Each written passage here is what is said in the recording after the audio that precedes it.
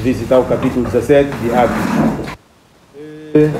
Acabamos de falar de Filipos, falamos da prisão de Paulo em Filipos, a perseguição, e também vimos quando os magistrados em Filipos rogaram a Paulo para que abandonasse aquela cidade. Amém. E hoje vamos para o capítulo 17, onde vamos ver o passo a seguir. 1 a 4, diz assim: e passando por Anfípolis e Apolônia, chegaram a Tessalônica, onde havia uma sinagoga de judeus. Aleluia. Portanto, nós vemos aqui Paulo saindo exatamente de Filipos, ele dirigiu-se para Tessalônica.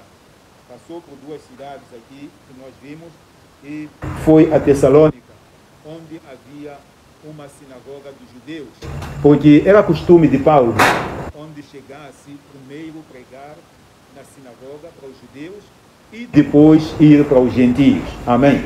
Esse era o costume de Paulo. Portanto, ele fez isto também, foi pregar, foi começar a trabalhar na sinagoga dos judeus lá em Tessalônica. Paulo, como tinha por costume, foi ter com eles e por 3 sábados disputou com eles sobre as Escrituras, expondo e demonstrando que convinha que o Cristo padecesse e ressuscitasse dos mortos. E este Jesus que vos anuncio, dizia ele, é o Cristo. Aleluia. Então, ele vai à sinagoga e disputa com eles sobre a verdade do Evangelho por 3 semanas, portanto 3 sábados. Significa que são 3 semanas que ele esteve lá a compartilhar com eles a palavra de Deus, procurando mostrá-los que, na verdade, era necessário que Cristo sofresse, que Cristo fosse crucificado, era necessário que Cristo ressuscitasse dos mortos. E, portanto, é desse Cristo que ele estava pregando. A mensagem que nós, de fato, temos que mostrar ao mundo é sobre Jesus, para que as pessoas conheçam a Jesus, para que as pessoas se relacionem com Jesus. Amém? E não com a igreja. Porque nós podemos dizer às pessoas, venha à minha igreja, venha não sei o quê. As pessoas vão cultivar uma relação com a igreja. Mas o Evangelho não é isso. É as pessoas conhecerem Jesus. É as pessoas saberem aquele que morreu pelos seus pecados. É as pessoas conhecerem aquele que ressuscitou e está sentado à destra de Deus. Intercede por elas. Aleluia. Portanto, temos um ajudador. Quando nós nos relacionamos com Jesus, nós temos um ajudador, aquele que venceu a morte e subiu ao céu e sentou à destra de Deus. Aleluia. Então, é este Jesus, é este Cristo que nós precisamos de mostrar às pessoas. E alguns deles creram e ajuntaram-se com Paulo e Silas, e também uma grande multidão de gregos religiosos, e não poucas mulheres principais. Aleluia. Portanto, ali creram muitos judeus, também creram os gentios, gregos, que estavam lá, creram e seguiram, juntaram-se a Paulo e Silas. Isto é, aleluia. Portanto, vamos ver o verso 5 a 9. Quando o mundo, 5 a 9, mas os judeus desobedientes, movidos de inveja, tomaram consigo alguns homens perversos de entre os vadios, e ajuntando o povo, alvoroçaram a cidade, e assaltando a casa de Jason, procuravam tirá-los para junto do povo. E não os achando, trouxeram Jason e alguns irmãos à presença dos magistrados da cidade, clamando: estes que têm alvoroçado o mundo chegaram também aqui, os quais Jason recolheu, e todos estes procederam contra os decretos de César, dizendo que há outro rei. E alvoroçaram a multidão e os principais da cidade, que ouviram estas coisas. Tendo, porém, recebido satisfação de Jason e dos demais, os soltaram. Amém. Quando o mundo se sente encurralado pelo Evangelho de Cristo, ele recorre a todo tipo de artimanhas. Amém. Nós vemos aqui, estes até recrutaram vadios da cidade para juntarem e mobilizaram-os para alvoroçar a cidade. Aleluia. Era uma tentativa de contrariar o Evangelho. Dissemos sempre, a perseguição do Evangelho é feita para aqueles que se dizem crentes, para aqueles que se dizem cristãos, para aqueles que se dizem estar nas igrejas são esses que perseguem o Evangelho. Aleluia. Amém. A igreja que está morta, aqueles que não cumprem a palavra de Deus, esses vão perseguir o Evangelho. São os tais que dizem, não, a primeira igreja aqui é tal, a segunda igreja aqui é tal, então o que é essas novas igrejas? Eles estão numa igreja também que é nova. Aleluia. Porque já haviam tradições antes dessas igrejas. Mas eles aceitaram essas igrejas. Por que não querem aceitar as outras que estão a vir? Amém. Portanto, há todo tipo de controvérsias, há todo tipo de doutrinas que surgem para manchar, para destruir a obra do Senhor. Amém. Fizeram isso também os judeus em Tessalônica, por inveja, porque estavam perdendo para a igreja. Aleluia. Aqueles grandes da sinagoga estavam perdendo os crentes para a igreja de Cristo. Então, eles não queriam isso. Eles queriam se manter na sua posição, o seu estatuto e as suas pessoas. Como as pessoas dizem hoje, são nossas pessoas. Aquele é nosso, aquele. Aleluia. Lembro uma vez que fizemos uma cruzada em Chau e alguns pastores lá, quando fiz o apelo, vieram muitas pessoas para frente. E os pastores a perseguirem por trás. Ei, você é meu, você. Aleluia. A tirar dali para voltar atrás. E você é meu, você. Você é meu, não sei o quê. É isso que acontece. As pessoas que contrariam o Evangelho são de fato crentes. Amém? Mas ok, eles fizeram isso, contrariaram, foram à casa de Jason, porque Jason é quem recebeu o apóstolo Paulo, Timóteo, na sua casa. Então, eles foram à casa dele, procuraram por Timóteo e Paulo, não encontraram, acabaram pegando ele e mais algumas pessoas e levaram para os magistrados para serem julgados. O crime deles, qual é? Hospedaram Paulo, Timóteo e Silas. Amém? Só que quando os magistrados ouviram aquilo que Jason tinha a dizer, acabaram vendo que não havia crime nenhum e soltaram ele. Vai embora. Aleluia. Vai embora. Mas quantos escravos já tinha havido? Quanto alvoroço na cidade toda? Ok. 10 a 14. O povo de Bereia. E logo os irmãos enviaram de noite Paulo e Silas a Bereia. E eles chegando lá, foram à sinagoga dos judeus, como o costume dele. Aleluia. Tiveram que tirar Paulo e Silas à noite da cidade e o dirigiram a Bereia. Amém. Porque de dia não se podia fazer nada. Não podiam tentar tirar Paulo dali, porque poderia ser apedrejado. Aleluia. Havia tanta agitação. Então, de noite, fizeram questão de eles tirar da cidade e irem a Bereia. Ora, estes foram mais nobres do que os que estavam em Tessalônica, porque de bom grado receberam a palavra, examinando cada dia as Escrituras, se estas coisas eram assim.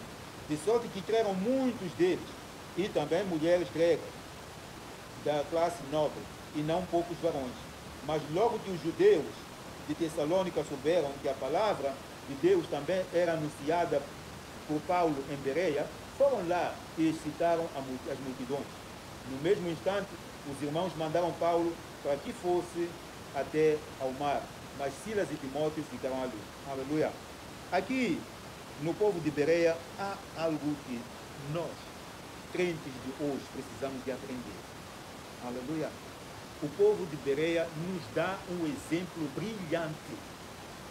Um exemplo brilhante. E qual é? Eles examinavam cada dia nas Escrituras se aquilo que estava sendo pregado por Paulo, por Silas, era assim mesmo. Amém. O exame das Escrituras. Muitas vezes nós queremos ser crentes que só ouvimos e vivemos para aquilo que ouvimos dizer. Não temos conhecimento básico das Escrituras. E isto faz o quê? Que nós nos movamos com qualquer vento de doutrina. Qualquer pessoa chega e diz uma coisa, nós vamos lá. Por quê? Porque não conhecemos a palavra de Deus. Quando nós ouvimos a palavra de Deus, ela é pregada, a palavra de Deus é pregada. Nós precisamos de examinar nas Escrituras. Amém. Isto a dizer, eu mesmo que dizer, em vez de nós ouvirmos a mensagem aqui na igreja, esquecermos, ouvimos a mensagem, mas vamos tirar tempo em casa de examinar aquilo que está escrito. Se aquilo que foi pregado de fato confere com o que está escrito. Aleluia. Este é um exercício que deve ser feito por todo aquele que crê no Senhor Jesus Cristo.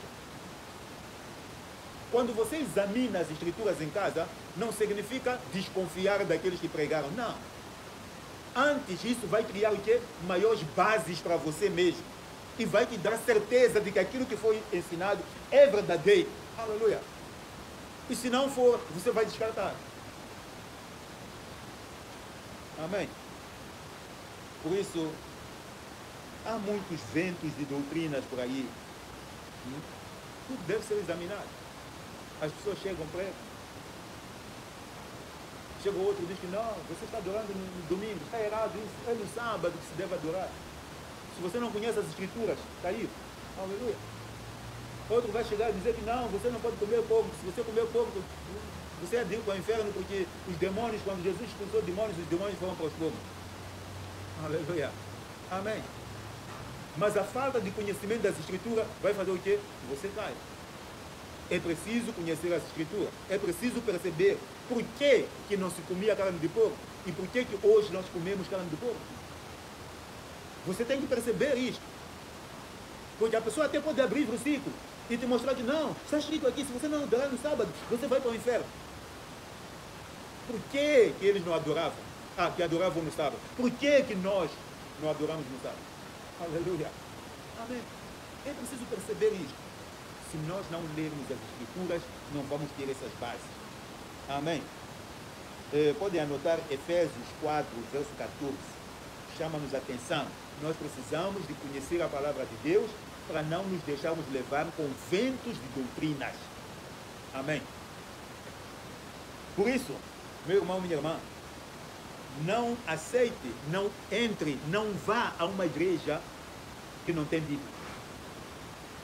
Amém. Onde não se prega a Bíblia, não vai. Aleluia. Só porque está escrito igreja, não sei o quê, não vai. Se não se prega a Bíblia, não vai.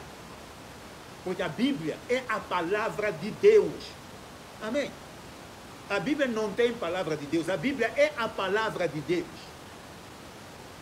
Então, se não tem Bíblia, como é que a pessoa quer nos fazer chegar a Deus? Se não obedecem à Bíblia, como é que as pessoas querem nos fazer chegar a Deus?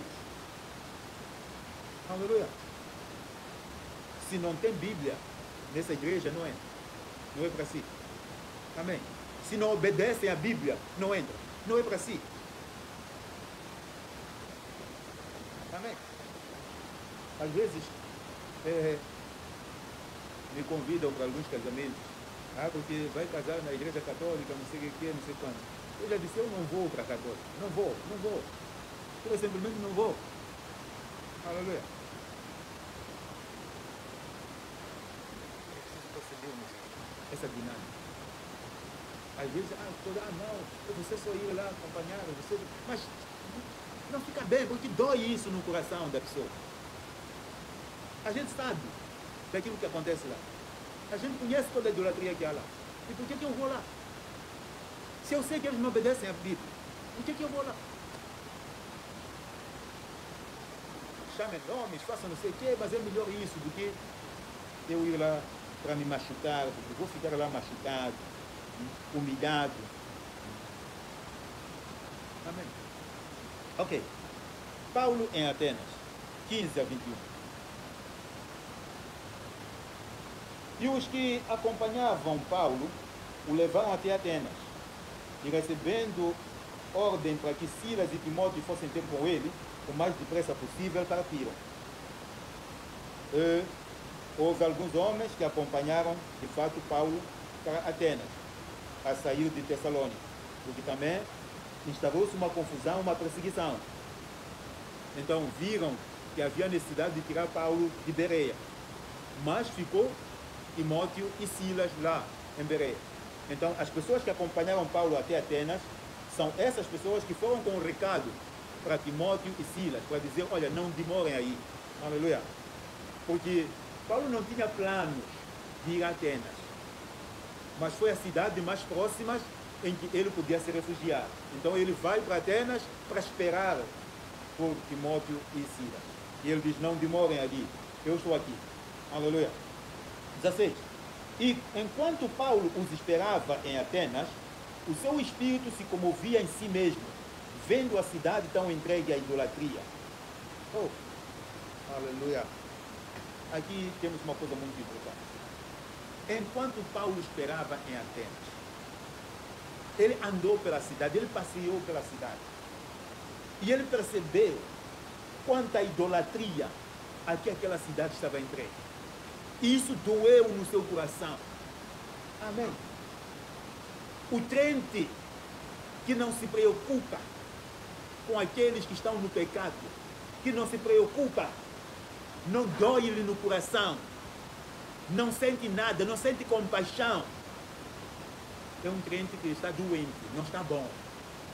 Amém. Você olhar para as pessoas que estão se acabar na bebida, não sentir nada, não sentir dores no seu coração, mas essas pessoas precisam de salvação. Quando você não sente dores pelos seus familiares, quando você não sente dores por aqueles que não conhecem a verdade, alguma coisa está errada. Aleluia. Alguma coisa está errada em você. O crente tem empatia. O crente é uma pessoa sensível. Olha para as outras pessoas e percebe que eu estava naquele estado. Aquela pessoa precisa de ser liberta. Porque a continuar naquele estado vai piorar. Aleluia. O crente sente isso. Ló, quando estava em Sodoma, ele foi a Sodoma porque viu aquela terra verdejante, viu ali bons pastos para o seu gado, e ele escolheu Sodoma. Mas quando ele chegou em Sodoma, a Bíblia diz que ele afligia cada dia a sua alma por causa do pecado daquela terra. Aleluia. Ele sentia dores quando via aquilo que eles viviam. E eu creio que até podia ele estar a dizer dentro de si, por que eu vim para esta cidade? Por que eu vim para esta cidade? Então, se nós vivemos com mundanos, vivemos com pessoas no pecado, vivemos com pessoas na prostituição, vivemos pessoas nas drogas, vivemos pessoas em essas coisas e não sentimos nada, não nos preocupamos, não nos dói nada, então alguma coisa está errada em nós. Amém? Um verdadeiro crente não se conforma. A Bíblia diz em Romanos 12, verso 2, não vos conformeis com este mundo. Amém. O mundo é mau. Mas às vezes nos conformamos com o mundo de tal maneira que já não nos mexe, já não somos sensíveis, perdemos sensibilidade. Mas a Bíblia diz que não vos conformeis com este mundo. Aleluia. Antes precisamos de nos renovar. Precisamos de perceber que este mundo está mal e precisamos fazer alguma coisa. E não nos conformarmos, sentarmos e dizermos, oh, o mundo é que está assim, há muito pecado, o que vou fazer? Você está conformado. Aleluia. A pessoa que faz isso está conformada. Mas a pessoa que não se conforma, mesmo que seja doente, de dizer que oh, esse aqui só está à espera do dia para morrer, ainda vai dizer, ah não, leva-me para a África do Sul, porque disseram que há um hospital lá, vai fazer ainda esforço de querer ir para não sei aonde, até para a China, de querer ir para o hospital. Porque ele não está conformado que ele tem que morrer daquela maneira. Aleluia. É assim que nós temos que nos sentir também. Que não devemos ficar com as pessoas, com mundanos, com o mundo, conformados, nada se mexer, não, temos que nos mexer. Louvado seja o nome do Senhor. A mensagem de Paulo, aleluia, nós vemos aqui, ele, ok, deixa-me continuar a ler um bocado. De sorte que disputava na sinagoga com os judeus e religiosos, e todos os dias na praça com os que se apresentavam. E alguns dos filósofos epicureus e estoicos contendiam com ele, e uns diziam, que quer dizer este paroleiro? E outros, parece que é pregador de Deus estranho, porque lhe anunciava Jesus e a ressurreição. E tomando-o, o levaram ao Areópago, dizendo, poderemos nós saber Que nova doutrina é essa de que falas? Pois coisas estranhas nos trazes aos ouvidos. Queremos, pois, saber o que vem a ser isso. Pois todos os atenienses e estrangeiros residentes de nenhuma outra coisa se ocupavam, senão de dizer e ouvir alguma novidade. Amém. Toda a cidade estava falando daquilo que Paulo estava pregando. Aleluia. Ele pregava na sinagoga, pregava nas praças. Alguns vão dizer, não, essa coisa de vocês pregarem de casa em casa, pregarem nas praças, não pode fazer isso, porque vocês estão a obrigar pessoas a ir à igreja. Não, pregou-se. Filipe pregou na cidade, na praça. Aleluia. Paulo pregou nas praças. Amém. Sinagogas, praças, nas casas, pregaram o evangelho. Isso é bíblico fazer, e nós temos que pregar o evangelho. Aleluia.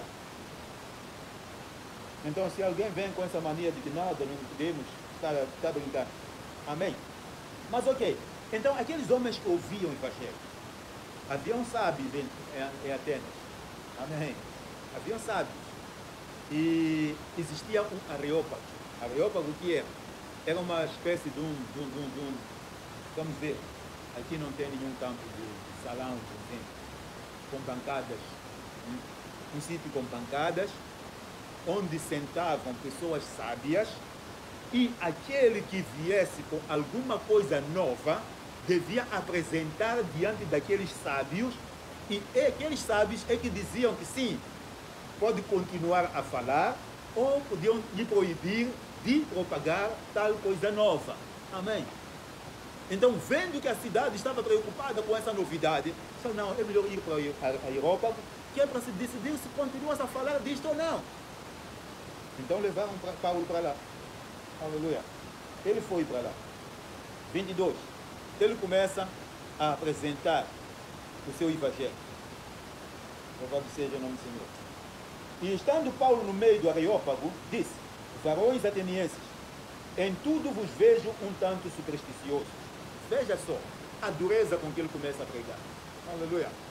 Muitas vezes as pessoas dizem, não, é melhor pregar amor, pregar coisas bonitas, não falar direto, dar voltas. Não, Paulo não deu voltas. Ele disse logo, varões atenienses, em tudo vos vejo um tanto supersticiosos. Amém. Vocês são supersticiosos. Adoram várias coisas, vários deuses, tudo é Deus, não sei o quê. Aqui não há verdade aqui. Adoram coisas que não são verdadeiras. Porque, passando eu e vendo os vossos santuários, achei também um altar em que estava escrito ao Deus desconhecido. Esse, pois, que vos honrais, não o conhecendo, é o que eu vos anuncio. Amém. Paulo disse o quê? Eu estou a vos anunciar o Deus desconhecido. Amém. Alguns hoje dizem, você conheceu Jesus? Não. Mas você conheceu o seu avô. Então adora seu avô que você conheceu. Adora o teu pai que você conheceu. Agora você vai adorar um Jesus que você nem conheceu. Vai te surpreender. Este Deus desconhecido. Aleluia. Que Paulo diz que é esse Deus desconhecido que eu estou a vos apresentar agora. O Deus que fez o mundo e tudo que nele há, sendo o Senhor do céu e da terra, não habita em templos feitos por mãos de homens. Aleluia. Esse Deus desconhecido, esse Deus que fez o mundo, que fez todas as coisas, que nos fez a nós e nos sustenta com a sua palavra sustentadora. Se nós estamos vivos é porque Ele nos sustenta. Aleluia. Quando Ele tira a palavra de nós, sucumbimos. O sol continua onde está porque Ele sustenta o sol com a sua palavra. Tudo que Ele criou continua com ordem porque Ele sustenta todas as coisas. Mas quando Ele retira a sua palavra, é o caos, é confusão. Aleluia. Nem tão pouco não habita em templos feitos por mãos de homens. Amém? Atenção aqui. Deus não habita em templos feitos por mãos de homens. Muitas vezes nós relacionamos o templo com Deus. Quando nós vamos à casa de Deus, aquilo que nós chamamos de casa de Deus, ou casa em honra ao Senhor, nós pensamos que estamos aí ter com Deus. Mas a Bíblia aqui diz que Deus não habita em templos feitos por mãos de homens. Aleluia. Podemos fazer uma casa de luxo. Deus não habita nessa casa. Não vai habitar nessa casa. 1 Coríntios 3, verso 16. Diz alguma coisa. Deus não habita em templos feitos por mãos de homens. Vamos perceber. 16. Não sabeis vós que sois o templo de Deus e que o Espírito de Deus habita em vós? Amém. Deus habita em cada um de nós. Deus habita naquele que se santifica. Deus habita naquele vaso que se preparou para receber a Ele. Aleluia. Você e eu é que somos o templo de Deus verdadeiro. Porque é aí onde Deus habita. Se nós nos encontramos embaixo de um cajueiro, não importa, porque Deus habita em nós. Aleluia. Deus pode se manifestar embaixo do cajueiro, Deus pode se manifestar nessa barraca de caniço, Deus pode se manifestar numa casa de blocos, mas Ele se manifesta porque habita no seu povo, não habita naquelas quatro paredes. Amém? Então nós temos que nos preparar para isso. Nós temos que nos preparar para isso. Para que sejamos de fato a habitação de Deus. Amém?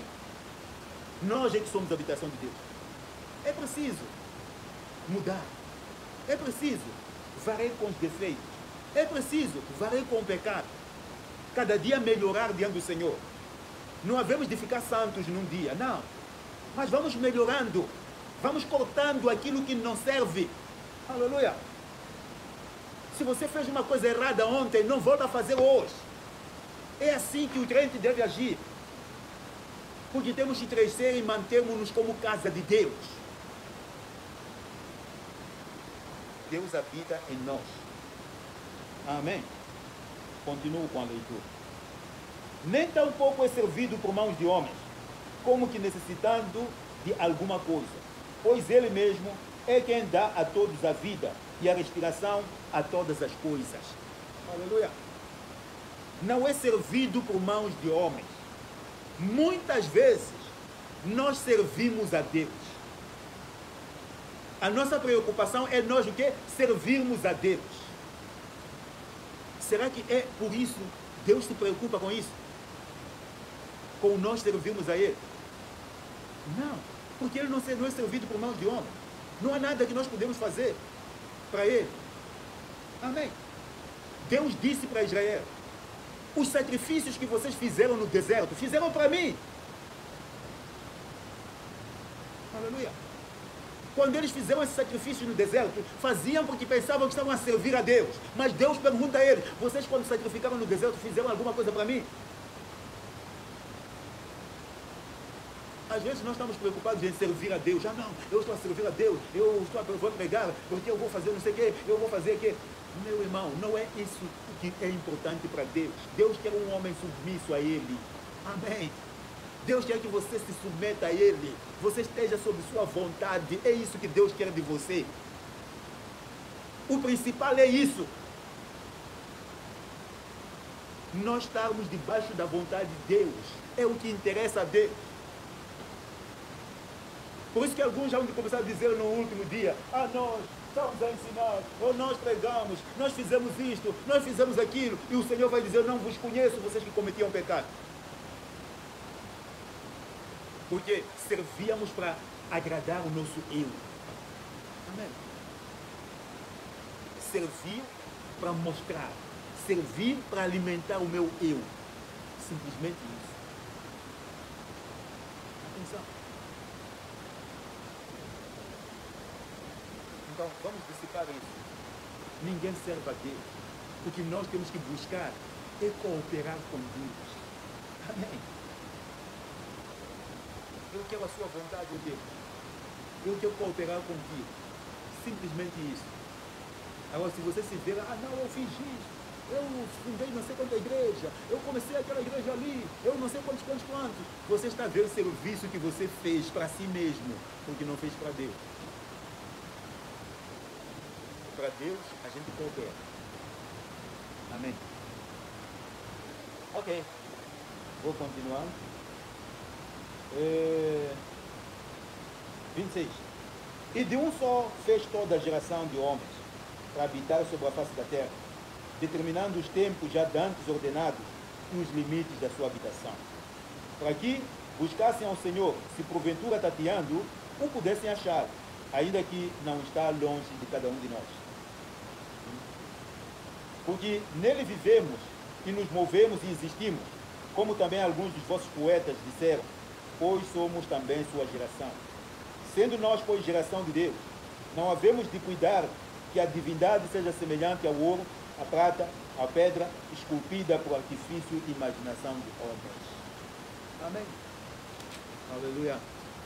Paulo chega ao âmago e diz, ok, se não é servido, Deus não habita em casa feita por mãos de homens, Deus não habita, não é servido por homens, por mãos de homens.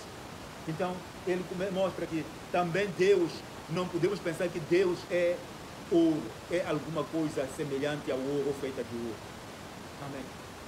Porque muitas vezes nós não percebemos que Deus nos fez a sua imagem e semelhança. Nós procuramos fazer um Deus semelhante a nós. Amém. Nós é que somos deuses, então, porque fazemos um Deus. Fabricamos um Deus de ouro, fabricamos um Deus de pedra, fabricamos um Deus de pau, fabricamos um Deus não sei o quê. Beijamos, adoramos, acendemos vela a esse Deus. Aleluia. Então tudo isto mostra que estamos errados, porque Deus não pode ser assemelhado com essas coisas de ouro, de prata, de plástico, não sei o quê, não interessa. Mesmo se o material foi platina, não interessa, mas Deus não é semelhante a isso tudo. Amém? Deus é que nos fez semelhantes a Ele. Amém? Mas Deus, não tendo em conta os tempos da ignorância, anuncia agora a todos os homens e em todo lugar que se arrependam. Aleluia! Esse Deus que criou os céus e a terra e todas as coisas. Esse Deus que não é servido por mãos de homens. Esse Deus que não habita em templos feitos por mãos de homens. Esse Deus que não pode ser assemelhado ao ouro, prata, etc, etc. Aleluia! Ele não se prendeu ao tempo da ignorância, ao tempo que nós não conhecíamos a verdade. Perceba isto. Você não conhecia a verdade. Você fez coisas, viveu, habituou-se a hábitos e costumes que você teve dos seus pais, dos seus avós, etc, etc, que você não conhecia o Senhor. Essas pessoas também não conheciam Deus. Inclusive, a nossa maneira de viver, os nossos hábitos pessoais. Há muitas coisas que nós pegamos porque vimos os nossos pais a fazer, vimos o nosso avô a fazer, vivemos também aquelas coisas. É preciso perceber, eu fiz isto na ignorância. Aleluia! Fiz isto na ignorância, mas hoje conheço o Deus que criou os céus e a terra e todas as coisas. Amém? Se eu conheço a este Deus, a Bíblia diz, arrependa-se. Você não pode continuar a arrastar tradições erradas para a sua vida, costumes errados para a sua vida, só porque, não, eu já estou habituado, eu venho assim desde muito tempo, eu sempre fiz assim, eu não sei o que, na minha família era assim, meu pai fazia isso, minha mãe fazia isso, não sei o que. Não. O que está errado, arrependa-se, decida abandonar. Aleluia! Abandonar. Arrependimento significa abandono consciente daquilo que você reconhece ser errado. Amém. Então precisamos de abandonar. Deus anuncia que nos arrependamos, porquanto tem determinado um dia em que com justiça há de julgar o mundo por meio do varão que destinou, e disso deu certeza a todos ressuscitando-o dos mortos. Amém. Temos que nos arrepender, porque Deus tem determinado um dia no qual vai julgar. Aleluia. Amém. Vai julgar. A Bíblia em Romanos 14, 12 diz assim: cada um vai ser julgado segundo as suas obras. Amém. Cada um de nós vai ser julgado segundo as suas obras.